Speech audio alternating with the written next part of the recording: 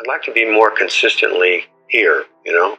I'd like to really get on I'd like to just, and I know it's not probably ever maybe possible, but because it's so improbable and so impossible, I'd just like to really see how long I could last as being really here, you know, really in it, really alive in the moment, you know.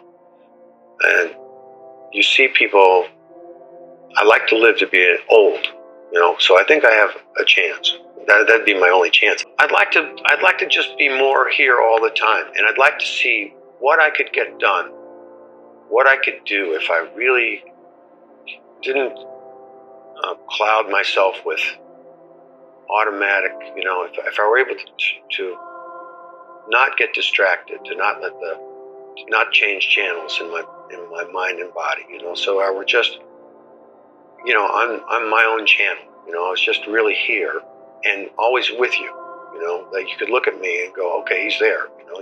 There's someone there, and I could, you know, just when you look in the mirror, you don't think about it, but you look in the mirror and you go, oh, sure, there's that guy, you know, and you catch yourself like what you were, the state you were in when you looked in the mirror. You know, and then you can make a face and kind of toughen yourself up or handsome yourself up or whatever you do. But when you catch yourself in that mirror, you see the state you're in. You know, are you happy? Are you sad? Are you confident? Are you rosy? Are you beleaguered? Are you here? You know, and most of the time you're not. You're just like, oh. It's almost like you want to look away because it's like, that's not me there. That's what I'm doing right now, but that's not necessarily me. It's all contained in your body, you know, everything you got. You know, your mind, your spirit, your soul, your emotions, it's all contained in your body. All the prospects, all the chances you ever have. You gotta dream, not dream, but you gotta wish big. You gotta wish big. And I'd like to see what I could do. I got a sort of a drunken phone call from a friend of mine's sister, who I really like, and she's funny because she's really funny and she drinks a lot. She called me in the middle of the night, and I was like, oh boy, you know, you ever get someone call you when they're not at their best?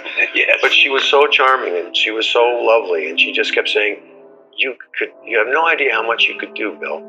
You could do so much. And I've never had anyone talk like that. And it was funny because it was like a drinking phone call in the middle of the night, and I listened to her for 40 minutes or so, 45 minutes while I was sound asleep.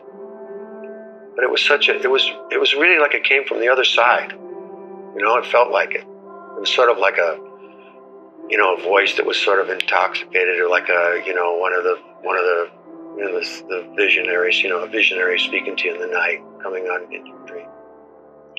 And I, you know,